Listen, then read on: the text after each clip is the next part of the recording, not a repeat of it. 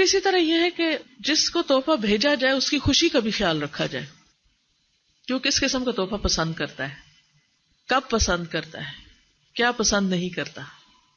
حضرت عائشہ سے روایت ہے کہ لوگ اپنا ہدیہ بھیجنے میں اس دن کا انتظار کرتے کہ آپ صلی اللہ علیہ وسلم حضرت عائشہ کے پاس ہوتے، یعنی اس دن حضرت عائشہ کی باری ہوتی تو لوگ اس دن ہدیہ بھیجتے. اور اس سے ان کی غرض کیا تھی؟ حضور صلی اللہ علیہ وسلم کی رضا حاصل کرنا، ان کی خوشی. اور اس پر باقی ازواج نے شکایت بھی کی، اعتراض بھی کیا، لیکن آپ نے خاموشی اختیار کی، کوئی جواب نہیں دیا. اس کے بارے میں آتا ہے کہ حضرت عائشہ کہتی ہیں کہ لوگ ہدیہ بھیجنے میں میری باری کا انتظار کرتے. ام سلمہ کہتی ہیں کہ میری سوکنیں جمع ہوئی اور آپ سے اس کا تذکرہ کیا کہ ایسا کیوں کرتے ہیں لوگ. آپ نے اس کا کوئی جواب نہیں دیا، کیونکہ لوگوں کے فعل کا جواب اب آپ کو تو نہیں دینا تھا نا. مثلا بعض اوقات کسی کی غلطی ہوتی ہے لیکن لوگ آپ سے پوچھنا شروع کر دیتے کہ فلاں نے ایسا کیوں کیا. بھی آپ فلاں سے پوچھئے، ہر چیز کے آپ تو نہیں جواب دے. پھر اسی طرح نیک نیت انسان جو اس کو تحفہ قبول نہ کر سکنے کی وجہ بتا دینی چاہیے. یعنی جہاں آپ سمجھتے کہ دوسرا عذر ایکسپٹ کر لے گا وہاں بتا دینی چاہیے، اور جہاں آپ دیکھیں گے خرابی کرے گا، فساد ہو جائے گا، بگاڑ ہو جائے گا، تعلق اور خراب ہو جائے گا، وہاں خاموشی اختیار کر لینی چاہیے. صعب بن جثامہ لیسی جو نبی صلی اللہ علیہ وسلم کے صحابی تھے، وہ روایت کرتے ہیں کہ انہوں نے رسول اللہ صلی اللہ علیہ وسلم کو ایک گور خر تحفہ بھیجا، نیل گائے جیسے ہوتی. اس وقت آپ ابوا یا ودان کے مقام پر حالت احرام میں تھے. آپ نے اس کو واپس کر دیا. صاحب نے کہا کہ جب آپ نے میرے چہرے پر ناگواری کے اثرات دیکھے کہ ظاہر آپ نے قبول نہیں کیا، تو ان کے دل میں بڑی تکلیف ہوئی کہ نبی صلی اللہ علیہ وسلم نے میرا تحفہ قبول نہیں کیا. تو آپ نے فرمایا ہدیہ واپس کرنا مناسب تو نہ تھا، لیکن بات یہ ہے کہ ہم احرام کی حالت میں ہیں اور احرام کی حالت میں شکار کا گوشت ہم نہیں کھا سکتے، تو اس لیے اس کو میں نے قبول نہیں کیا. تو بعض اوقات ایسا ہوتا ہے نا، کوئی آپ کو کسی خاص قسم کا تحفہ دے رہا ہے اور ڈاکٹر نے وہی چیز کھانے سے منع کیا. مثلا بچوں کو بعض اوقات پینٹ الرجی ہوتی ہے اور کوئی آپ کے بچے کو پینٹس دے رہا ہے، تو اب آپ کیا کریں گے؟ یہ بچہ تو بچہ، وہ تو لے کے کھانا چاہے گا اور روئے گا، پھر تو آپ کے لیے مشکل ہو جائے گی. تو آپ جو ہی دیکھتے ہیں آپ اشارے سے منع کر دیتے کہ یہ نہیں دینا بچے کو. ہوتا ہے نا بعض اوقات آپ نے دانتوں کی خرابی کی وجہ سے کسی خاص قسم کی چاکلیٹ پہ یا سویٹ پہ پابندی لگا رکھی ہوتی اور کوئی دے رہا ہے بچے کو، تو آپ روک سکتے ہیں کہ آپ ان کو یہ نہ دیں کیونکہ اس سے ان کی بیماری میں اضافہ ہوگا. پھر اسی طرح یعنی ہر شخص کو کوئی بھی کام کرتے وقت اپنے دل سے ضرور پوچھنا چاہیے. یعنی دل بہت بڑا مفتی ہوتا ہے. بہت سی چیزیں آپ کو پوائنٹس میں یا کہیں حکم کے طور پہ نہیں ملے گی کہ آپ کوئی چیز کیوں کر رہے ہیں. اب اس میں عمر بن عبدالعزیز کہتے ہیں کہ نبی صلی اللہ علیہ وسلم کے زمانے میں تو ہدیہ ہی تھا، لیکن آج کل ہدیہ رشوت بن گیا ہے. تو اس لیے جب وہ حاکم بنے تو وہ ہدیہ قبول نہیں کرتے تھے، کیونکہ ان کو یہ تھا کہ یہ ہدیہ ایک محبت بڑھانے کے لیے نہیں ہے، لانے والے کے اپنا کام نکلوانے کے لیے ہے. تو پھر وہ ہر انسان کا ضمیر اس کو بتاتا ہے کہ وہ کوئی کام کیوں کر رہا ہے. پھر اسی طرح اگر کوئی خاص ایسی وجہ ہو کہ جس سے کوئی دین کا نقصان ہو یا کوئی اور ریزن ہو، تو اس میں بھی لوگوں کو بتا کر ہدیہ کا انکار کر دینا چاہیے. جیسے ابھی بات ہوئی تھی نا کہ کچھ لوگ پہلے سے ہی کہہ دیتے ہیں کہ نو گفٹ. ابو ہریرہ رضی اللہ تعالیٰ عنہ سے روایت ہے کہ قبیلہ بنو فزارہ کے ایک شخص نے نبی صلی اللہ علیہ وسلم کو اپنے ان اونٹوں میں سے ایک اونٹنی دی جو اس سے غابہ مقام سے ملے تھے. یعنی غابہ میں ان کو جو اونٹ ملے تھے اس میں سے اس نے ایک اونٹنی آپ کو ہدیے میں دی. آپ نے اسے اس کے بدلے میں کچھ دیا تو وہ خفا ہو گیا کیونکہ وہ بدلہ نہیں لینا چاہتا تھا. تو نبی صلی اللہ علیہ وسلم منبر پر تشریف لائے اور آپ نے فرمایا کہ عرب کے لوگ مجھے تحفہ دیتے ہیں اور میں جو کچھ میرے پاس ہوتا ہے انہیں دیتا ہوں، لیکن وہ اسے ناپسند کرتے ہیں، یعنی اس کو قبول نہیں کرتے یا خفا ہوتے ہیں اس پر، اور اس کی وجہ سے مجھ پہ ناراض ہوتے ہیں. تو اللہ کی قسم آج کے بعد قریشی، انصاری، ثقفی اور دوسی کے علاوہ کسی عرب سے ہدیہ قبول نہیں کروں گا. آپ نے پہلے بتا دیا کہ اب ہدیہ مت لاؤ. اور کن کو ایگزامپٹ کیا؟ قریش کو، یعنی مہاجرین، انصار جو مدینہ میں تھے، اور اس کے علاوہ دوس قبیلہ سے کون تھا؟ ابو ہریرہ. اور ثقفی بنو ثقیف کے لوگ، ان میں سے کون تھا؟ حجاج. وہ تو بعد کی جنریشن میں سے آئے، لیکن حنین کی جنگ جن کے ساتھ ہوئی تھی نا. بہرحال تو آپ نے فرمایا کہ ان سے میں ہدیہ قبول کروں گا لیکن ان کے علاوہ دوسرے لوگوں سے نہیں کروں گا.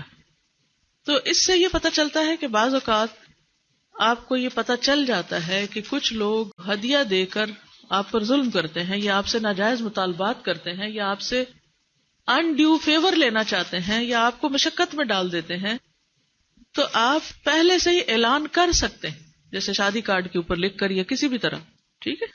کیونکہ اس اعلان کا بھی مقصد کیا ہے؟ تاکہ کوئی بیڈ فیلنگ ہو ہی نہ، یعنی کوئی ناراضگی نہ آئے. اس سے پہلے کہ کوئی آپ کے سامنے لا کے رکھے اور اس وقت آپ اس کا انکار کریں، تو بہتر ہے کہ پہلے سے ہی بتا دیا جائے. اور اس میں عموماً جو ناجائز ہدیے ہیں یا کسی حرام چیز کا ہدیہ ہے، حرام چیز کا ہدیہ کیا ہو سکتا ہے؟ مثلاً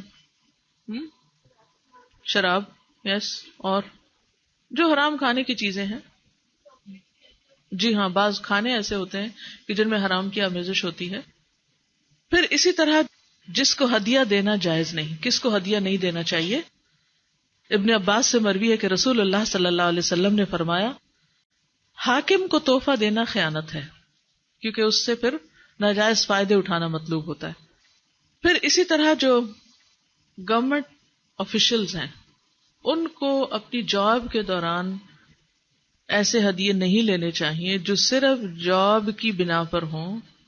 اگر وہ جاب سے چلے جائیں تو انہیں کوئی ہدیہ نہ دے، یعنی اس کا کرائیٹیریا کیا ہو کہ یہ صرف اس جاب کی وجہ سے ہے. ابو حمید ساعدی کہتے ہیں کہ قبیلہ ازد کے ایک شخص کو جسے ابن اتیبیہ کہا جاتا تھا، رسول اللہ صلی اللہ علیہ وسلم نے صدقہ وصول کرنے کے لیے اس کو بھیجا، عامل بنایا. زکوٰۃ کا مال اکٹھا کرتے تھے، گورنمنٹ ڈیوٹی پر تھے. پھر جب وہ واپس آیا تو کہا کہ یہ تم لوگوں کا ہے اور یہ مجھے ہدیہ میں ملا ہے، یعنی آفیشیل ٹرپ پر یہ سرکاری ہے اور یہ میرا ذاتی. اس پر نبی صلی اللہ علیہ وسلم نے فرمایا، وہ اپنے والد یا اپنی والدہ کے گھر میں کیوں نہ بیٹھا رہا، پھر دیکھتا کہ وہاں اسے ہدیہ ملتا یا نہیں. یعنی اگر اس کی یہ جاب نہ ہوتی تو بھلا دیکھتا کہ اسے ہدیہ دیتا ہے کہ نہیں. اس ذات کی قسم جس کے ہاتھ میں میری جان ہے، اس مال زکوٰۃ میں سے اگر کوئی شخص کچھ بھی ناجائز لے گا، یعنی گورنمنٹ فنڈ میں خرد برد کرے گا، تو قیامت کے دن اسے وہ اپنی گردن پر اٹھائے ہوئے ہوگا. اگر اونٹ ہے تو وہ اپنی آواز نکالتا ہوا آئے گا، گائے ہے تو وہ اپنی آواز نکالتی ہوئی آئے گی، بکری ہے تو ممیاتی ہوئی آئے گی، اور وہ بول رہی ہوگی کہ میں خیانت کا مال ہوں. پھر آپ نے اپنے ہاتھ اٹھائے یہاں تک کہ ہم نے آپ کے بغل مبارک کی سفیدی دیکھ لی، بہت اونچے اٹھائے، اور فرمایا، اے اللہ، کیا میں نے تیرا حکم پہنچا دیا؟ یعنی بات آگے پہنچا دی. اے اللہ، کیا میں نے تیرا حکم پہنچا دیا؟ آپ نے 3 بار یہی الفاظ دہرائے کہ میں نے لوگوں کو بتا دیا ہے کہ کیا جائز اور کیا ناجائز. ایسا نہ ہو کہ یہ کسی غلط فہمی میں قیامت کے دن مشکل میں پڑ جائیں. اور یہ بات کس کو فرما رہے ہیں آپ؟ نان مسلمز کو نہیں، مسلمز کو، اپنے ساتھیوں کو.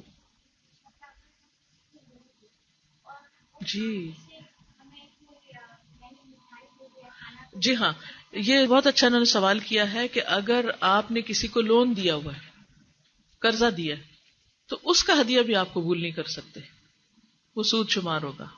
جی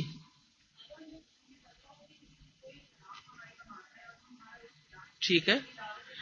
ایک اور سوال یہ ہے کہ اگر ہمیں پتا ہو کہ کوئی شخص حرام کمائی کرتا ہے تو کیا اس سے تحفہ لیں یا نہ لیں؟ 2 طرح کے لوگ ہوتے ہیں. ایک وہ جن کی کمائی مکس ہوتی ہے، حلال بھی ہے حرام بھی ہے، تو اس میں گنجائش نکلتی. آپ کے رشتہ دار ہیں یا اس شخص کے زیر کفیل لوگ ہیں، بیوی بچے ہیں، اور بیوی بچوں کو زور نہیں چلتا. بہت دفعہ وہ اپنے شوہروں کو بتاتی ہیں ٹھیک نہیں ہے لیکن وہ نہیں مانتے، یا وہ ان کی ذمہ داری نہیں ہے. وہ عورت کا کام صرف بتانا ہے، سمجھانا ہے، لیکن اس سے آگے اس کے بس میں نہیں ہے، وہ تو ذمہ دار نہیں. اسی طرح رشتہ دار ہیں. اب رشتہ داریوں کو آپ کاٹ نہیں سکتے، لوگوں کے ساتھ آپ کے میل ملاپ ہے. ایک وہ ہے کہ جس کی آمدنی صریحاً مکمل طور پر حرام پر مبنی، کچھ بھی حلال نہیں ہے اس میں. مثلا اس نے شراب کی دکان کھولی ہوئی ہے جس میں پانی کی بوتلیں بھی کوئی نہیں، کمپلیٹ شراب بیچی جا رہی ہے. ہوتی ہیں ایسی دکانیں. یا کوئی اور اس طرح کے کاروبار ہے، یہ مثال سمجھ لیجیے. تو اب وہ تو ٹھیک نہیں.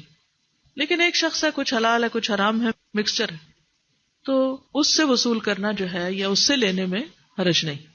جی مقصد کیا ہوتا ہے ان کا؟ ان کا سوال یہ ہے کہ جیسے کوئی ایسی غیر اسلامی مذہبی رسم ہے، ٹھیک ہے نا، ایک تو ہوتی ہے کہ ویسے ہی بس سوشل قسم کی رسم و رواج ہوتے ہیں، لیکن ایک ہوتے ہیں جس میں مذہب انوالو ہوتا ہے، یہ عقیدہ انوالو ہوتا ہے. وہ کسی بت کی نظر ہو سکتی ہے، منت ہو سکتی ہے کسی مشرکانہ طور پر، شرک اس میں انوالوڈ ہے، تو اس کو نہیں قبول کرنا چاہیے. اس کی دلیل کیا ہے جو قرآن مجید میں آتا ہے نا کہ انما حرم علیکم المیتۃ والدم ولحم الخنزیر وما اہل به لغیر اللہ، کہ مردار اور خون اور خنزیر کا گوشت، خاص طور پہ گوشت کی بات ہو رہی، ٹھیک ہے، اور جس پہ غیر اللہ کا نام لے لیا جائے. اگر وہ کسی دیوی کا چڑھاوا ہے یا کسی دیوی کو خوش کرنے کے لیے، یاد رکھیے اب کسی دیوی دیوتا کو یا کسی بت کو خوش کرنے کے لیے وہ دیا جا رہا ہے کہ اس کے دینے سے وہ دیوی ہم پر مہربان ہوگی، دولت کی دیوی مثلاً، اور ہمارے بزنس میں اضافہ ہو جائے گا، تو یہ نہیں قبول کر سکتے آپ. ٹھیک ہے، اب مجھے چونکہ ڈیٹیلز نہیں پتا، آپ اگر نام لیں گے فلانی، یہ میں نہیں بتاؤں، میں آپ کو اصول بتا رہی ہوں، اب فیصلہ آپ خود کر لیں. ٹھیک ہے، کوئی بھی تحفہ جس کا مقصود اللہ کے سوا کسی اور کو خوش کرنا ہے تاکہ وہ مہربان ہو ہم پر یا کچھ اس سے فائدہ پہنچے، تو ظاہر نفع نقصان تو سارے کا سارا کس کے ہاتھ میں؟ اللہ کے ہاتھ میں. تو ایسا تحفہ بھی آپ قبول نہیں کر سکتے یا کوئی بھی اس سے متعلق چیز. جی اوکے، ٹھیک ہے، ٹھیک ہے،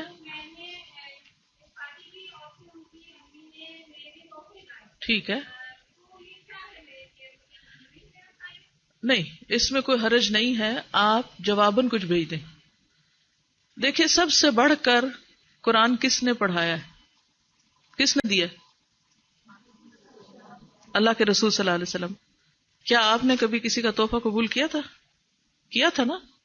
اب وہ تحفہ قرآن پڑھانے کی قیمت نہیں ہوتی. آپ یہی سمجھ کے بھیج رہے ہوتے ہیں کسی کو. مثلاً آپ کے بچوں کی کوئی ٹیچر ہیں، کوئی مولوی صاحب ہیں، قاری صاحب ہیں، یا کوئی بھی، کوئی عید آتی ہے، کوئی اور موقع آتا ہے، آپ باقی اپنے رشتہ داروں کو تحفہ دے رہے ہیں، ان کو بھی آپ نے دے دیا ساتھ، تو کیا آپ نے ان کو پڑھانے کی قیمت دی؟ نہیں دی نا. کیوں دیا؟ ہمیشہ دینے اور لینے میں نیت کو ضرور سامنے رکھیے.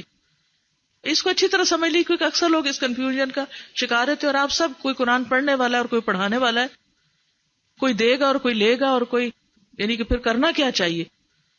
اگر آپ یہ کر رہے ہیں تو شرع صدر کے ساتھ کریں، انکار کر رہے ہیں تو بھی سوچ سمجھ کے کریں. فائن. اچھا، تو اب اس مسئلے کو بہت اچھی طرح سمجھ لیجئے کیونکہ آپ سے متعلق ہے. پہلی بات یہ ہے کہ جب کوئی آپ کو تحفہ دے رہا ہے تو دیکھیے کہ اس کی نوعیت کیا ہے اور دینے والے کی نیت کیا ہے یا موقع کیا ہے. یہ ساری چیزیں کاؤنٹ کرتی ہیں. اب آپ کہیں ہمیں تو اس کی نیت نہیں پتا، اب اس کو اپنے اوپر رکھ لیجئے کہ اس وقت میں لینے والی نہیں، میں دینے والی ہوں. اگر اس وقت میرے بچے کا قرآن ختم ہوتا تو میں قاری صاحب کو تحفہ دیتی، کیا معاوضہ سمجھ کے یا ایک آنر کے طور پر، عزت افزائی کے طور پر، کیا سمجھ کے دیتے ہیں آپ؟ اپنے آپ کو پوچھئے. یہ ایک جنرل معروف بات ہے نا کہ ہماری کیا نیت ہوتی ہے ایسے موقعوں پر. ہم معاوضہ نہیں دے رہے ہوتے، کیا کر رہے ہوتے؟ عزت افزائی کر رہے ہوتے ہیں. دوسری طرف لینے والے کو ہمیشہ یہ یاد رکھنا چاہیے کہ دو چیزیں ہیں.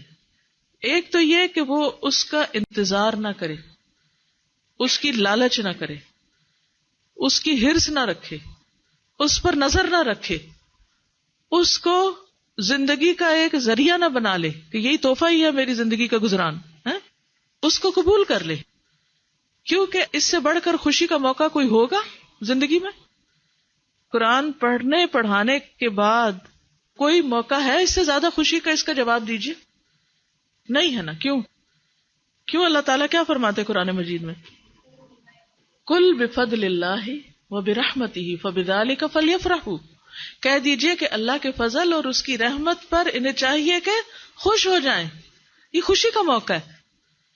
یہ وہ واحد موقع ہے کہ اللہ تعالیٰ خود حکم دے رہا ہے کہ لوگوں کو قرآن کی نعمت ملنے پر خوش ہونا چاہیے، خوشی منانی چاہیے. ہوا خیر مما یجمعون، یہ بہتر ہے اس ہر چیز سے جو لوگ جمع کر رہے ہیں. فائن. اب اگر یہ خوشی کا موقع ہے، کیا آپ اس موقع پر اپنے طالب علموں کو کچھ نہیں دیں گے؟ آپ بھی تو کچھ دیں گے نا، آپ کو بھی دینا چاہیے، چاہے ایک سویٹی کیوں نہ ہو، کوئی چھوٹی موٹی چیز. تحفے کا مطلب یہ نہیں کہ آپ کو بہت ہی قیمتی اور اپنے ہاتھ سے بڑی ہوئی، اپنی استطاعت سے بڑی ہوئی کوئی چیز لے کر جائیں تو تبھی وہ تحفہ، کچھ بھی.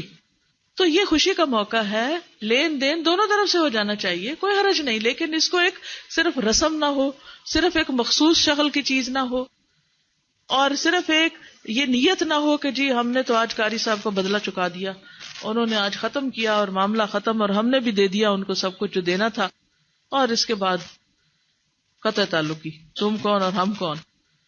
یہ نہیں ہونا چاہیے. ایسے تمام مواقع تعلق بڑھانے کے، محبت کے اظہار کے، احسان مندی کے جذبات کے، شکریہ کے ایک طرح سے ٹوکن ہوتا ہے. تو اس میں لینا اور دینا دونوں طرف سے کوئی اس میں حرج نہیں ہے. ٹھیک ہے.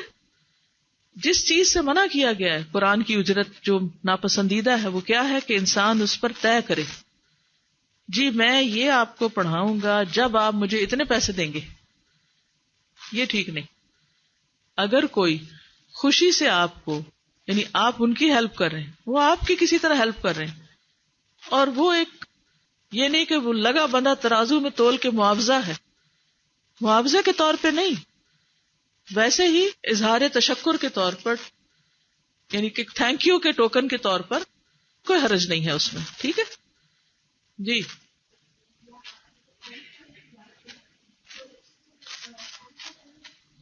یہ نہیں کرنا چاہیے، فکس نہیں کرنا چاہیے، ان کو مطالبہ نہیں کرنا چاہیے. ٹھیک ہے. مثلا قاری صاحب کو مطالبہ نہیں کرنا چاہیے کہ آپ اگر 100 درہم دیں گے تو میں آپ کے بچے کو پڑھاؤں گا. دس از رانگ. ٹھیک ہے. اس میں یہ ہے کہ وہ آ رہے ہیں اپنا پیٹرول لگا کے گاڑی پہ پڑھا رہے ہیں آپ کے بچے کو، تو آپ کو خود سوچنا چاہیے کہ ہمیں ان کی خدمت کیسے کرنی ہے. ٹھیک ہے. اب آپ ایک اور بات کر رہی ہیں کہ بعض یونیورسٹیز اسلامک اسٹڈیز کے کورسز آفر کرتی ہیں، اور جتنا بڑا کورس ہوتا ہے اس کے حساب سے چارج بھی کرتی ہیں. یا کوئی دینی ادارہ ہے، وہ کچھ چارجز اپنے پورے کرنے کے لیے چارج رکھ لیتا ہے. ہو سکتا ہے یہاں بھی آپ لوگ کچھ دیتے دلاتے ہو، مجھے نہیں معلوم، یا نہ بھی دیتے ہو. تو اس صورت میں وہ کسی انسان کی جیب میں نہیں جا رہا. یہ یاد رکھیے، آپ کسی پرسن کو معاوضہ نہیں دے رہے. وہ دراصل کیا ہے کہ آپ ایک فیسلٹی جو استعمال کر رہے ہیں، مثلاً آپ یونیورسٹی میں گئے ہیں، آپ کمرے میں بیٹھے ہیں، وہاں بجلی چل رہی ہے، وہاں اے سی لگا ہوا ہے، وہاں کرسیاں رکھی ہوئی ہیں، وہاں کی صفائی ہوتی ہے، وہاں کی ایڈمنسٹریشن ہے، اس کے چارجز ہیں، ان کے خرچے ہیں. اب کیا ہے، یہ پیسہ کہاں سے آئے؟ 2-3 طریقے ہو سکتے. ایک یہ ہے کہ کوئی اس کو فلی اسپانسر کر دے، کوئی صاحب حیثیت پورے کا پورا اس کا خرچہ اٹھا لے کہ بھی یہ مرکز جو چلے گا اس میں جو بھی خرچہ آئے گا وہ سارا میرے ذمہ. تو اب کیا ہے، آنے والے کچھ بھی نہ دیں، بہت اچھا ہے، سارا ثواب اس کو جا رہا ہے جس نے صدقہ جاریہ کا یہ کام کیا. کئی لوگ پہلے زمانے میں کرتے تھے، اس طرح بھی مسلم کلچر کا حصہ رہا ہے. سرائے خانے اور راستوں میں مسافروں کے لیے خاص طور پر جو رہنے وغیرہ کا انتظام ہوتا وہ بھی بالکل فری آف کاسٹ ہوتا تھا. مجھے سیریا، ٹرکی وغیرہ میں ایسی جگہ دیکھنے کا اتفاق ہوا کہ وہ جو بزنس مین وغیرہ بھی ہوتے تھے ان کے بھی ایک خاص ایریا بنے ہوتے تھے، اس کو پتہ نہیں خوان یا پتہ نہیں کچھ خانیج یا کوئی ایسے کوئی ایریا کہتے تھے، کہ جس میں وہ سارے آ کے وہاں پر رہتے تھے جتنے دن، پھر لین دین ایکسچینج ہوتا بزنس کا، پھر چلے جاتے. تو وہ ایسی عمارتیں ہوتی تھیں کہ جس میں لوگ مسافر خانے میں ٹھہرتے تھے، تو مفت ہوتی تھی. رباط نام کی جگہ ہوتی تھی جہاں عام طور پر طالب علم یا جو مذہبی قسم کے لوگ ہوتے تھے وہ رکتے تھے اور ایک دوسرے سے پڑھتے پڑھاتے بھی تھے، یعنی اس سے ایک دوسرے سے استفادہ کرتے تھے. میٹنگ پوائنٹس ہوتے تھے وہ جگہ. اسی طرح مدارس تھے. اب اس میں صرف مرد حضرات نہیں، خواتین کے بڑے بڑے کردار ہیں. پہلی یونیورسٹی جو بنی، جیسے زیتونہ یونیورسٹی ہے جو ٹیونس میں شاید بنی، وہ ایک خاتون نے بنوائی تھی، سارا پیسہ اس نے خود لگایا، اور اسی کے نام پر وہ آج تک وہ قائم ہے. تو بہرحال اس خاتون نے اس کا پورا ذمہ لیا ہوا تھا، اور وہ اسی کے نام پہ مشہور ہو گئی، اور اب تک وہ چل رہی ہے. بعض لوگ ایسی اخلاص نیت سے کام کرتے کہ صدیوں وہ چیزیں چلتی. لیکن آہستہ آہستہ جب لوگوں کی دین سے محبت کم ہوئی، دنیا داری زیادہ ہوئی، دینی اقدار کمزور ہوئی، تو پھر مساجد کو، مدارس کو اسپانسر کرنے والے لوگ یا ان کا پورا پورا ذمہ لینے والے نہ ہونے کے برابر رہ گئے. پھر مجبوراً ایسے طریقے انہیں اختیار کرنے پڑے کہ جو آنے والے طالب علم ہیں وہ کم از کم ڈے ٹو ڈے جو چارجز ہیں ان کے میٹ کرنے میں مدد دے تاکہ یہ کام چلتا رہے. تو اگر ان چارجز کو ایک جگہ ایک بیت المال میں اکٹھا کر لیا جاتا ہے اور پھر اس سے سارے خرچے پورے کیے جاتے ہیں تو اس میں کوئی حرج نہیں ہے. پھر بھی اگر کوئی غریب طالب علم ہے، کوئی افورڈ نہیں کر سکتا، تو سارے آنے والے تو غریب نہیں ہوتے، تو وہ کیا کر سکتے ہیں کہ جو ان میں سے افورڈ کر سکتے ہیں وہ اپنا خرچہ بھی نکالیں اور غریب طالب علموں کا، اور اس سے زیادہ بھی جو باقی اخراجات ہیں طالب علموں کی اس سے بھی بڑھ کے. میں آج بھی ایسے مدارس کو جانتی ہوں کہ جن میں کورس کی کتابیں اب تک لوگ پوری کی پوری اسپانسر کر دیتے ہیں. وہ کورس کی کتابوں کے بھی پیسے نہیں لیتے، کسی چیز کا کوئی چارج نہیں کرتے. لیکن کب ایسا ہوتا ہے؟ جب ان کی سرپرستی کچھ ایسے لوگ کر رہے ہوتے ہیں کہ جن کو یہ پتا ہے کہ علم کے لیے خرچ کرنا صدقہ جاریہ میں سے. لیکن ایسی جگہ بھی ہے کہ جہاں افورڈ کرنے کے باوجود بھی لوگ ہزاروں ڈالر کی خریداری کر لیں گے، لیکن جب دین کا معاملہ آ گیا $1 کا اگر انہیں کہنا کہ یہ اسٹیکر لے لیں تو وہ اس پہ بھی نہیں خرچ کریں گے. وہ کہیں گے کہ دین کی چیز تو مفت ملنی چاہیے. یہ ذہنیت بھی ہے. تو ایسی صورت میں اگر کسی کورس کے کوئی چارجز کسی اسکول میں، یونیورسٹی میں، کسی ادارے میں آپ دے رہے ہیں تو کوئی حرج کی بات نہیں ہے. وہ ہدیہ نہیں ہے آپ کا، وہ دراصل کیا ہے، اپنا ہی خرچ اٹھانا ہے. ٹھیک ہے، اور اس میں کوئی ممانعت نہیں ہے. جی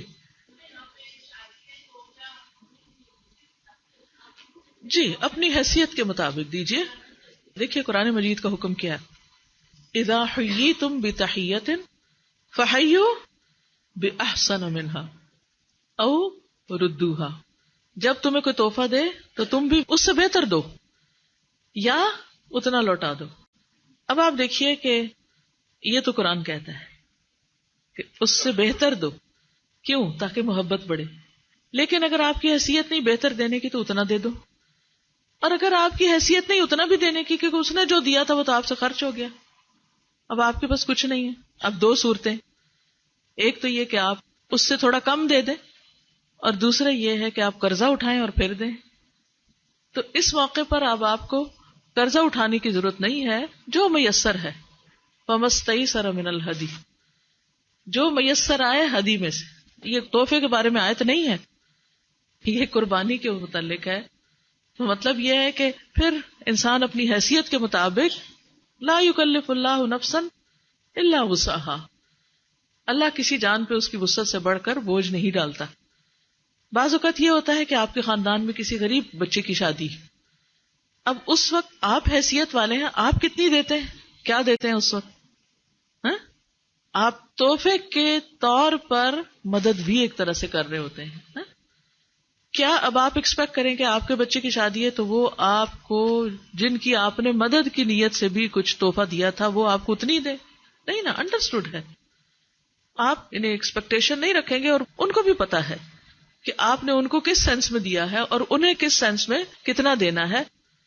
لیکن اس وقت آپ بالکل فقیر نہیں بن جائیے، کچھ نہ کچھ تھوڑا بہت جو استطاعت میں ہے محبت کے اظہار کے طور پر دیجیے. حضور صلی اللہ علیہ وسلم فرمایا کہ کوئی پڑوسن اپنی پڑوسن کے تحفے کو حقیر نہ سمجھے، خواہ وہ بکری کا کھر ہی کیوں نہ ہو. چھوٹا سا بھی کوئی دے تو اس کو برا نہ مانیے. جی آپ فرمائیے. ٹھیک ہے. ان کا کہنا یہ ہے کہ عہدے پر اگر کوئی ہے اور کلیگ کوئی تحفہ دے رہا ہے تو وہ بھی پھر اس میں آئے گا.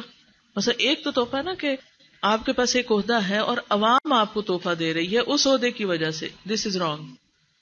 لیکن آپ جس جگہ رہتے ہیں، جس جگہ لوگوں کے ساتھ آپ کا میل ملاپ ہوتا ہے، آپ جاب کر رہے ہیں، آپ جس آفس میں کام کرتے ہیں وہاں 10 لوگ ہیں، آپ کے 10 لوگوں کے ساتھ اچھے تعلق ہیں، لین دین جاری ہے، وہ آپ کو تحفہ دیتے ہیں، آپ بھی ان کو تحفہ دیتے ہیں. تھوڑے بہت اونچے نیچے عہدے ہو جاتے ہیں تو وہ پھر اس میں نہیں آئیں گے. ٹھیک ہے. اور پھر ایک اور بات یہ کہ پھر نیت کا جائزہ تو ہر موقع پر لینا پڑے گا. کیوں؟ کہ مقصد کیا ہے.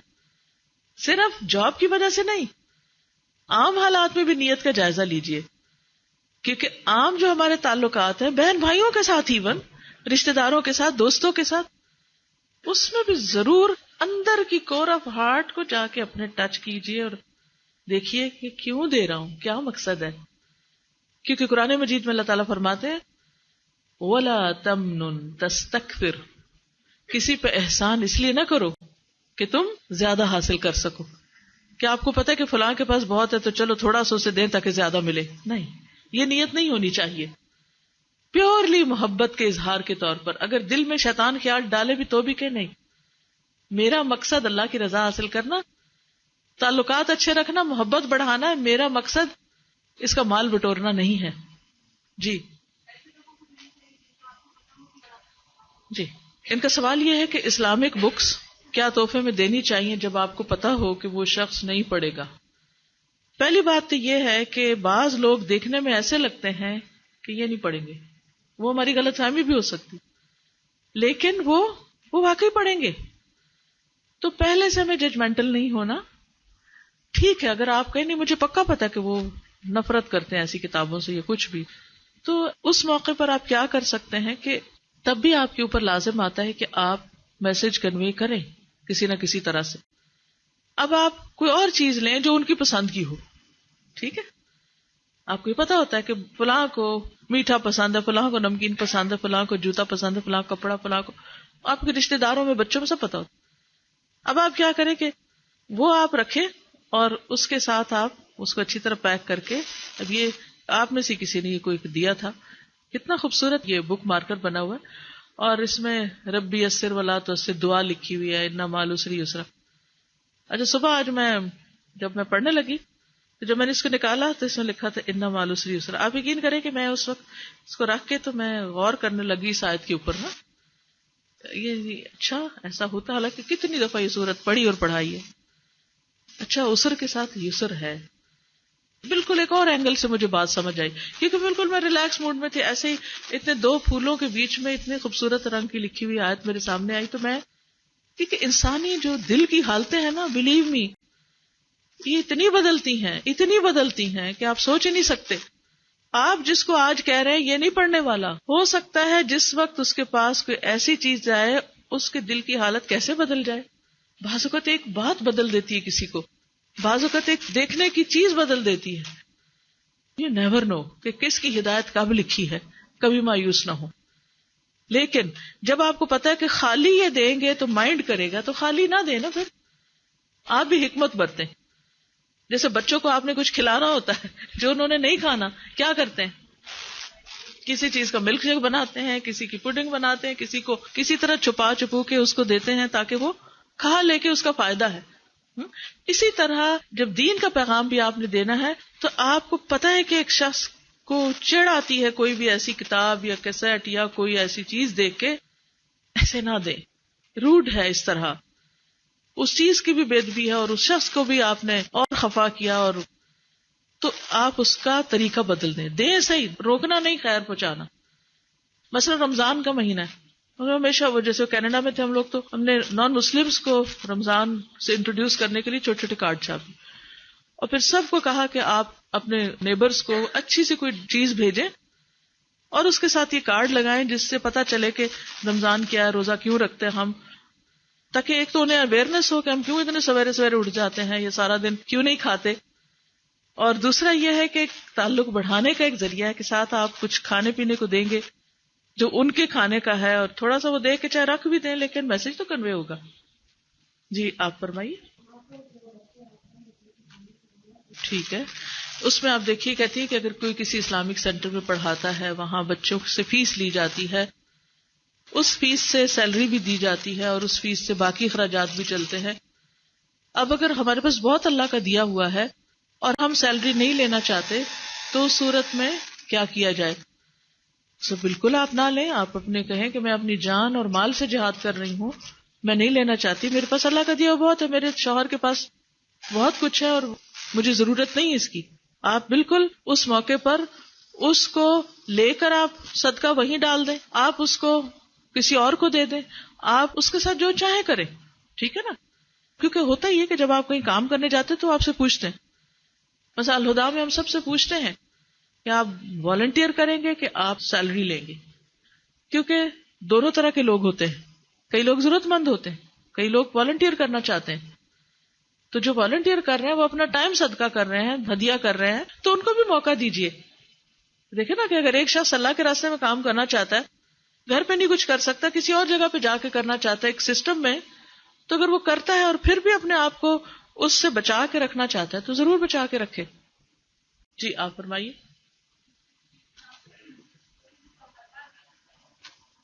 ٹھیک ہے، دیکھیے اس فیس سے مطلب یہ ہے کہ فگر طے نہ کریں.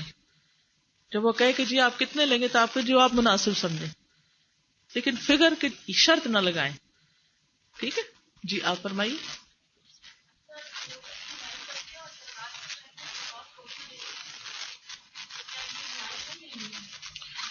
دیکھیے کہ تحفہ الگ کیجیے، زکوٰۃ الگ کیجیے. زکوٰۃ تحفہ نہیں ہے. ٹھیک ہے، اگر آپ ان کو لفظ زکوٰۃ نہیں بھی بولیں منہ سے یا کہہ کے یا لکھ کے کچھ بھی، تو انہیں پتا ہونا چاہیے کہ یہ ان کی مدد ہے، تحفہ نہیں ہے. ٹھیک ہے، کیونکہ یہ تو بہت ہی غلط ہے، کیونکہ وہ اس کو تحفے کے طور پہ لے کے بوجھ میں آ کے اور پھر جواباً وہ کرنے کی کوشش کریں گے تو یہ تو فیئر نہیں ہے. لیکن دیکھیے بہت سے کاموں کو حکمت کے ساتھ کیا جاتا ہے نا. ضروری نہیں ہوتا کہ آؤٹ لاؤڈ آپ ان کو بول کے کہیں جی یہ زکوٰۃ لے لیجیے. ایسا نہیں کوئی بھی کہتا، اس کو آپ اس کی حدود میں رکھیے. جی آپ فرمائیے. دیکھیے کہ کسی بھی گفٹ کو اگر آپ نہیں لینا چاہتے نا تو احسن طریقے سے اس کو ایکسپلین کر دیجئے، تاکہ اس کا دل برا نہ ہو، کیونکہ تحفہ محبت بڑھانے کے لیے ہے اور اس میں پھر کمی نہیں آنی چاہیے. اس کو ایکسپلین کر دیں کہ کیوں نہیں، وائی ناٹ. اب مثال کے طور پر اگر کوئی سفر کر رہا ہے، اب دبئی ایسی جگہ ہے کہ جہاں سے امریکہ سے آنے والے بھی سٹاپ اوور لیتے ہیں اور افریقہ سے آنے والے بھی اور پوری دنیا سے، تو آپ میں سے اکثر لوگ مہمانداریاں کرتے رہتے ہیں ماشاءاللہ. اب وہ مہمان آ رہے ہیں، آپ ان کی مہمانداری کر رہے ہیں، جب وہ جا رہے ہیں آپ ان کو تحفہ دے رہے ہیں. ٹھیک. اب انہوں نے جانا ہے آگے، پاکستان جانا ہے، انڈیا جانا ہے، کہیں اور جانا ہے. اب آپ ان کو تحفہ دے رہے ہیں 5 من وزنی. تو یہ ایک بہت ہی غیر حکیمانہ بات ہوگی. وہ نہ ساتھ لے جا سکتے ہیں، نہ پھینک سکتے ہیں، نہ رکھ سکتے ہیں. اگر وہ آپ کو کہتے ہیں بھئی یہ اٹھا نہیں سکتے تو اس کو آپ مائنڈ نہ کریں. پہلے تو آپ کو عقل مندی سے کام لینا چاہیے کہ آپ ان کے بوجھ کو نہ بڑھائیں. تو اب اگر وہ کہیں کہ یہ وہاں سے آپ کے گھر سے اٹھا لیں، باہر جا کے رکھ دیں، تو یہ بھی زیادتی ہے. ہمیں دوسروں کے ساتھ ہمیشہ معاملہ کرتے وقت یہ سوچنا چاہیے کہ میں کیا چاہوں گی کہ میرے ساتھ کیا معاملہ کیا جائے. سارے فیصلے صحیح ہوں گے.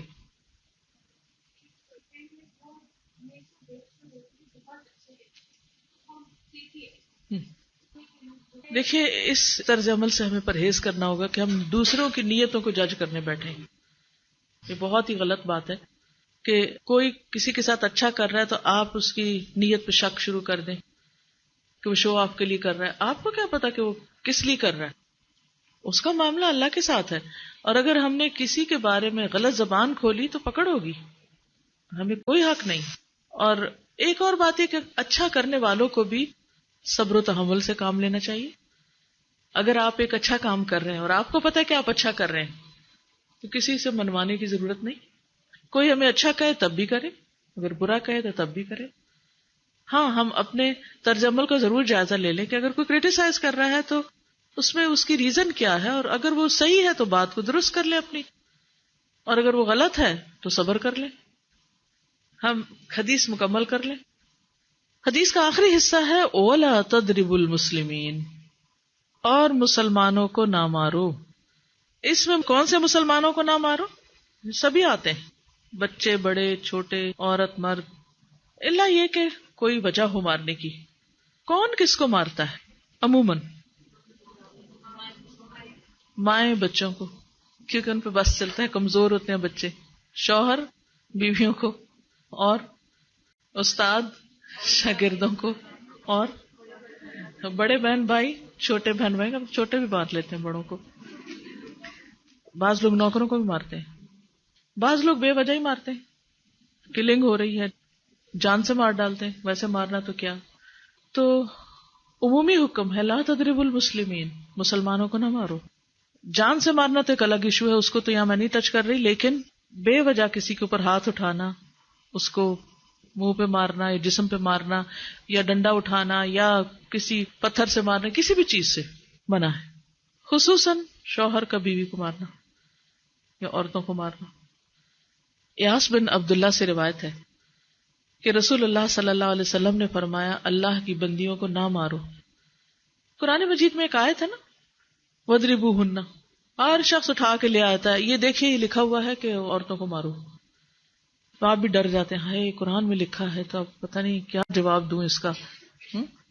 دیکھیے قرآن میں ایک کانٹیکسٹ میں حکم آیا ہے، اس کی امپلیمنٹیشن کیسے ہوگی اس کی الگ اپنی ڈیٹیلز ہیں. وہ ڈیٹیلز آپ کو پتہ ہونی چاہیے کہ کن حالات میں مارا جا سکتا ہے، کتنا مارا جا سکتا ہے، کون مار سکتا ہے. وہ ایکسیپشنل کیس ہے، لیکن عمومی طور پر کیا ہے کہ مارنے سے منع کیا گیا ہے. رسول اللہ صلی اللہ علیہ وسلم نے فرمایا لا تضربوا اماء اللہ، اللہ کی بندیوں کو نہ مارو. اتنے میں حضرت عمر حضور صلی اللہ علیہ وسلم کے پاس آئے اور کہا کہ عورتیں اپنے شوہروں پہ دلیر ہو گئی ہیں. تو آپ نے کچھ رخصت دے دی. تو بہت سی عورتیں نبی صلی اللہ علیہ وسلم کے پاس آ گئیں اور شوہروں کی شکایت کرنے لگی کہ ہمارے شوہر ہمیں مارتے ہیں. تو آپ صلی اللہ علیہ وسلم نے فرمایا آل محمد کے پاس بہت سی عورتیں اپنے شوہروں کی شکایت کرتی ہیں، اور فرمایا لن یضرب خیارکم، خیار چنے ہوئے اچھے مرد اپنی بیوی کو کبھی نہیں مار سکتے. یعنی شوہر کو ایک انسینٹیو دیا کہ نہیں مارو. کس ڈھنگ میں تربیت کی. اب دیکھیں نا کنفیوژن ایک ہو گئی. آپ صلی اللہ علیہ وسلم نے ایک حکم دیا، حضرت عمر ایک بات لے کر آ گئے، یعنی مرد اپنے حقوق کی بات کرتے ہیں، وہ اپنی بات لے کے آ گئے، ادھر سے عورتیں اپنے شکایت لے کر آ گئی. اب آپ فیصلہ کیسے کریں؟ آپ کہتے ہیں یہ نہ کرو، وہ کہتے ہیں ہمیں یہ مسئلہ ہے، آپ کہتے ہیں اچھا چلو ٹھیک ہے تم اپنا مسئلہ حل کر لو، تو دوسرا آ جاتا ہے کہ دیکھیں میرا مسئلہ ہو گیا. اب تو اس پر آپ نے بہت خوبصورت انداز میں فرمایا کہ تم میں سے اچھے لوگ کبھی نہیں ماریں گے. اس طرح اس مارنے کی روک تھام کی گئی، کیونکہ بہت سی چیزیں صرف قانونی اعتبار سے نہیں روکی جا سکتی. کئی ملکوں میں قانون ہے کہ نہیں مار سکتے، ہے نا قانون حقوق نسواں یا ویمنز رائٹس کے طور پر، لیکن کیا ہوتا ہے وہاں رک گئی ہے بیٹرنگ اور بیٹنگ، منع ہو گئی. سب روز کے آئے دن کے کیسز ہیں، تو قانون نہیں روک سکتا. ٹھیک ہے کچھ نہ کچھ بندش ہو جاتی ہے یا لوگ کھلے عام نہیں وہ کام کرتے، لیکن اس کے باوجود کیا جاتا ہے. اب اس کے لیے مردوں کو سمجھانے کی ضرورت ہے، اور مردوں کے اندر ایک انانیت ہوتی، ان کی اپنی ایک نفسیات ہوتی. ان کو جب آپ ڈی گریڈ کرتے ہیں، ذلیل کرتے ہیں، تو اور مصیبت میں پڑتے ہیں. یہ یاد رکھیے، بدتمیزی کریں گے، بد اخلاقی کریں گے تو اور مشکل میں پڑیں گے. اگر چاپلوسی کریں گے، دلداری کریں گے، اپریشیٹ کریں گے تو نتیجہ بہتر ہوگا. ٹھیک ہے، پھر بھی ہر شخص فرق ہوتا ہے. وہ کہتے ہیں نا پھول کی پتی سے کٹ سکتا ہے ہیرے کا جگر، مرد نازاں پر کلام نرم و نازک بے اثر. مرد نازاں کون ہے؟ جو ناز کرنے والے، متکبر اور اپنے آپ کو بڑی چیز سمجھتے ہیں، ان پہ کوئی چیز اثر نہیں کرتی. ٹھیک، لیکن یہ ایک فیکٹ ہے کہ سخت سے سخت ہیرا جو ہے وہ پتھر میں سخت ترین چیز ہے. پھول کی پتی کیا ہے؟ کتنی نرم چیز ہے کہ پھول کی پتی سے کٹ سکتا ہے ہیرے کا جگر. یعنی اتنے مؤثر ہے پھول کی پتی اپنی ملائمت، خوبصورتی، خوشبو کی وجہ سے کہ وہ بڑے بڑے پتھروں کو توڑ دے گی، لیکن وہ نہیں ٹوٹیں گے جو مرد نازاں ہیں. سمجھ آ گئی؟ تو کوئی بھی چیز جنرلائز نہیں آپ کر سکتے، مگر دس از اے فیکٹ. تو آپ صلی اللہ علیہ وسلم نے مردوں کی تعریف کی کہ جو نوبل ہیں، جو اچھے ہیں، وہ کبھی نہیں ماریں گے. اب آپ دیکھیے کہ ہر شخص کو ایک وہ مل گیا نا انسینٹیو اچھا ہونے کا، یہ ایک تربیت کا طریقہ تھا. تو انہوں نے اپنے ہاتھ ویسے ہی روک لیے ہوں گے کہ مردانگی کی شان کے خلاف ہے کہ بات پہ بیوی کو مارا جائے، اور یہی ایک طریقہ ہو کسی کی اصلاح کا. تو وہ رک گئے، روکنے کا طریقہ تھا. معاویہ کہتے ہیں بازی کہ میں نے نبی صلی اللہ علیہ وسلم سے عرض کیا یا رسول اللہ صلی اللہ علیہ وسلم، ہم اپنی عورتوں کے کس حصے میں آئیں اور کس حصے کو چھوڑیں؟ یعنی شوہر بیوی کے تعلق کی بات ہو رہی. یہ بھی ایک بہت آج کے دور کا، ہر دور کا مسئلہ ہے، لیکن آج کے دور میں اور بھی گمبھیر ہوتا چلا جا رہا ہے بہت سی چیزوں سے ایکسپوز ہونے کی وجہ سے. تو کیا جائز حد ہے اور کیا نہیں ہے؟ فزیکل ریلیشن شپ کے لیے کس حصے کو استعمال کیا جا سکتا ہے، کس کو نہیں، یہ سوال تھا. تو اس پر آپ صلی اللہ علیہ وسلم نے فرمایا تمہاری بیوی تمہارا کھیت ہے، تم اپنے کھیت میں جہاں سے چاہو آؤ. جہاں سے چاہو آؤ کا مطلب کیا ہے کہ جہاں سے کلٹیویشن ہو سکتی، یعنی کہ کھیت کے تعلق سے کیا بتایا، نساؤکم حرث لکم فأتوا حرثکم انا شئتم. انا شئتم کا مطلب، انا جو ہے ظرف زمان و مکان دونوں کے لیے آتا ہے کہ جانے کا کوئی خاص وقت مقرر نہیں کہ یہ دن ہے یا رات ہے، ایسی کوئی پابندی شریعت نے نہیں رکھی. اور اسی طرح جب کھیت کہہ کے بیوی کو بتایا گیا تو اس میں اس کی یعنی کہ اس کی قدر و قیمت اور اس کی حفاظت اور اس کی سرسبزی اور خوشحالی اور وہ ساری چیزیں اپنی جگہ ہیں. پلس یہ بہت ہی حکمت کی بات ہے کہ کھیت میں کچھ اگ جب ہی سکتا ہے جب اس میں بیج ڈالا جائے. تو اب شوہر بیوی کے ساتھ کیسا تعلق قائم کرے کہ اولاد پیدا ہو سکے؟ وہ اورل سیکس سے تو نہیں ہو سکتا، وہ اینل سیکس سے بھی نہیں ہو سکتا. obviously understood ہے کہ انا کا مطلب یہاں کیا ہے، ٹھیک ہے نا. یعنی یہ وہ باتیں کہ جن کو بہت لفظوں کو کھول کھول کے نہیں بولا جا سکتا، لیکن اٹس انڈرسٹوڈ. تو آپ نے کہا جہاں سے چاہو، یعنی کوئی رکاوٹ نہیں، ممانعت نہیں. اس کا یہ مطلب نہیں کہ ناجائز حدود پھلانگ کے کہو کہ اس کی بھی ممانعت نہیں. البتہ جب تم کھاؤ تو اسے کھلاؤ، یعنی کہ شوہر خود آؤٹنگ ڈائننگ کے لیے چلا جائے اور بیوی کو کہے کہ بس گھر میں ہی پکا لو اپنے لیے اور کھا لو، خود صرف دوستوں کے ساتھ رہے. دس از ناٹ رائٹ. بیوی کو بھی لے کے جائے اور ساس بھی بہو کو جانے دے. جب تم کھاؤ تو اسے بھی کھلاؤ، جب پہنو تو اسے بھی پہناؤ. کا مطلب یہ ہے کہ عید آئی ہے، اپنے لیے سوٹ لے رہے ہو تو بیوی کو بھی کچھ لے کے دو. یہ ہے ایکویلٹی ایک طرح سے. اس کے چہرے پہ نہ مارو، اسے گالیاں مت دو، ابیوز نہیں کر سکتے. اور اسے قطع تعلقی اگر کرو، یعنی ویسے تو نہ کرو لیکن اگر کرو تو گھر کی حد تک رکھو. کک آؤٹ نہیں کرو، اس کو گھر سے باہر نہیں پھینکو، گھر سے نہیں نکالو. کیونکہ بعض شوہر کہتے ہیں نا، فون پہ کہہ دیتے ہیں گھر چلی جاؤ ماں باپ کے، میں تب گھر میں داخل ہوں گا، آؤں گا ہی نہیں. یہ غلط ہے، ایسے نہیں کرنا چاہیے. اور یہ کیسے مناسب، یہ کیسے ہو سکتا ہے کہ تم اس کے ساتھ یہ سلوک کرو جبکہ تم ایک دوسرے کے پاس حلال طریقے سے آتے ہو؟ یعنی تمہارا ایک جائز تعلق ہے اور پھر تم اس تعلق کو اس طرح خراب کرو. تو بیوی کو مارنے سے متعلق جو قرآن اور حدیث کی روشنی میں جو حکم ہے وہ سامنے. پھر اسی طرح غلام کو مارنے کی ممانعت ہے. نوکر کو، غلام کو، اس کو بھی نہیں مارنا چاہیے. ابو مسعود بدری سے روایت ہے کہ میں اپنے غلام کو کوڑے کے ساتھ مار رہا تھا کہ میں نے اپنے پیچھے سے آواز سنی، اے ابو مسعود جان لو. اور میں غصے کی وجہ سے آواز سمجھ نہ سکا، یعنی ایسے مار رہا تھا کہ مجھے نہیں سمجھ آئی کہ کس نے پکارا مجھے. جب وہ میرے قریب ہوئے تو وہ رسول اللہ صلی اللہ علیہ وسلم تھے اور آپ فرما رہے تھے جان لو ابو مسعود، جان لو ابو مسعود. کہتے ہیں میں نے اپنے ہاتھ سے کوڑا پھینک دیا تو آپ نے فرمایا جان لو ابو مسعود، یعنی آپ بار بار فرما رہے تھے اللہ تم پر زیادہ قدرت رکھتا ہے تمہاری اس غلام پر قدرت سے، یعنی جتنا تم اس غلام پہ قدرت رکھتے ہو اللہ اس سے زیادہ تم پہ قدرت رکھتا ہے، یعنی تمہیں مارے گا. کہتے ہیں کہ میں نے عرض کیا اے اللہ کے رسول صلی اللہ علیہ وسلم میں اس کے بعد کبھی غلام کو نہیں ماروں گا. اور بعض روایت میں آتا ہے کہ انہوں نے آزاد کر دیا. ابو عمر زازان سے روایت ہے، کہتے ہیں کہ ہم لوگ ابن عمر کے پاس تھے، انہوں نے اپنے غلام کو بلایا جسے انہوں نے مارا تھا. انہوں نے اس کی پیٹھ کھول کر دیکھی، کہا کیا تمہیں تکلیف ہو رہی ہے؟ اس نے کہا نہیں. اس کے بعد ابن عمر نے غلام کو آزاد کر دیا اور ایک تنکا زمین سے اٹھایا اور کہا کہ مجھے اس کا اتنا بھی اجر نہیں ملے گا جتنا اس تنکے کا وزن ہے. میں نے کہا ابو عبد الرحمن آپ ایسے کیوں کہہ رہے ہیں؟ انہوں نے کہا کہ میں نے رسول اللہ صلی اللہ علیہ وسلم کو فرماتے ہوئے سنا جو شخص اپنے غلام کو بے قصور یعنی حد شرعی کے علاوہ مارے یا اس کے چہرے پہ تمانچہ مارے تو اس کا کفارہ ہی کہ اسے آزاد کر دی. کفارہ ہے، اس آزادی کا ثواب کوئی نہیں تنکے برابر بھی. یعنی بعض اوقات تم سمجھتے ہیں بڑی نیکی کی لیکن اس میں تو چھوٹ بھی جائے تو وہ بھی بہت بڑی بات ہے.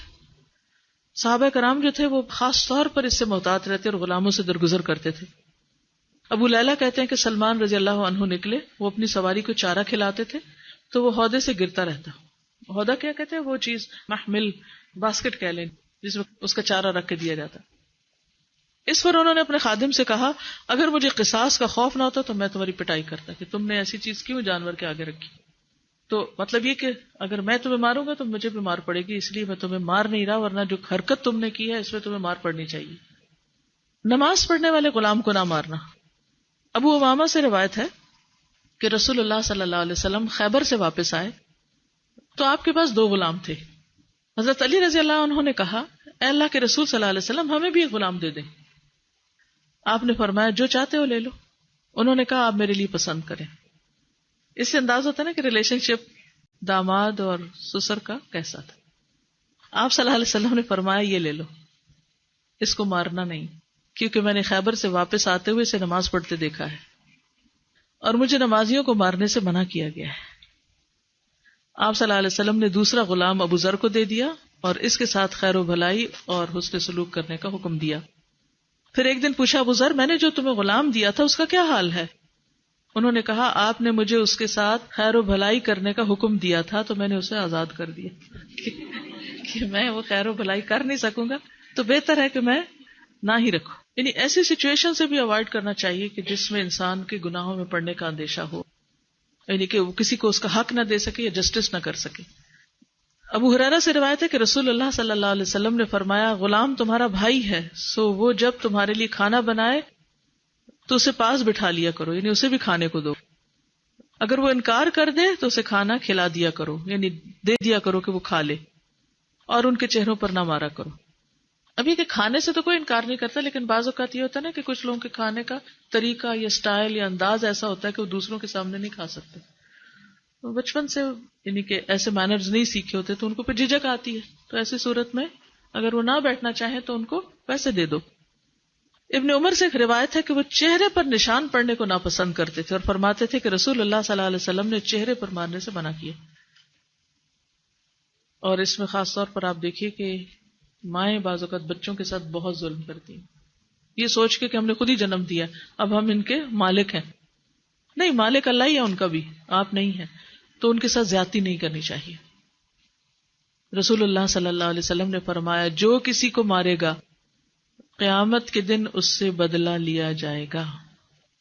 اب تک جتنا بچوں کو مار چکے ہیں سوچئے ذرا، کیوں مارا، کس وجہ سے مارا، اور کیا چہرے پہ مارا، اس پر استغفار کریں، کیونکہ چہرے پہ مارنے سے منع کیا گیا ہے. اور آئندہ کے لیے رک جائیں اس سے. اور چھوٹی سی بات پر معصوموں کی چمڑی نہ ادھیڑیں، بال نہیں کھینچے، کیونکہ یہ جسمانی طور پر بگاڑنے والی بات ہے. بال کھینچ کے توڑ دینا یا ان کی بازو کھیڑ دینا یا نشان کے ساتھ مارنا یا ایسی چیز سے مارنا کہ جس سے ان کے اندر ایک نفرت پیدا ہو جائے، تو اس سے رکنا چاہیے. وہ جو ابو مسعود جو مار رہے تھے نا اپنے غلام کو، تو دوسری روایت میں آتا ہے کہ آپ صلی اللہ علیہ وسلم نے ان سے کہا تھا کہ اگر تم ایسا نہ کرتے، یعنی کوڑا نہ پھینکتے اور اس کو آزاد نہ کرتے تو جہنم کی آگ تمہیں جلا دیتی. آپ نے ان کے سامنے ان کو فرمایا. عمار بن یاسر سے روایت ہے کہ اگر کوئی شخص اپنے غلام کو ظلماً مار پیٹ کرے تو قیامت کے دن اس وجہ سے اسے بیڑیاں پہنائی جائیں، جیسے مجرموں کو بیڑیاں نہیں پہنائی جاتی، تو بھی ایک طرح سے مجرم کی حیثیت سے حاضر ہوگا کیونکہ ظالم تھا. تو ظلم جو ہے وہ قیامت کے دن اندھیروں کا باعث ہوگا. تو انسان کو ظلم سے پرہیز کرنا چاہیے. جی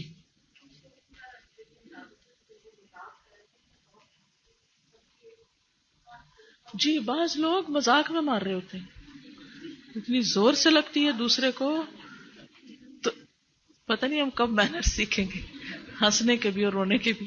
جی آپ سوال کیجیے. غلاموں یا بچوں کی تربیت کے لیے ان کو تھوڑا بہت ہاتھ اٹھا سکتے ہیں، جیسے کہ حدیث میں آتا ہے کہ ادب کا کوڑا اٹھائے رکھو. مینر سکھانے کے لیے فرم ہو سکتے ہیں، لیکن چہرے پہ نہ مارے، ایسے ہاتھ یا کان نہ مروڑیں کہ ان کو کوئی فزیکل ایب نارملٹی ہو جائے.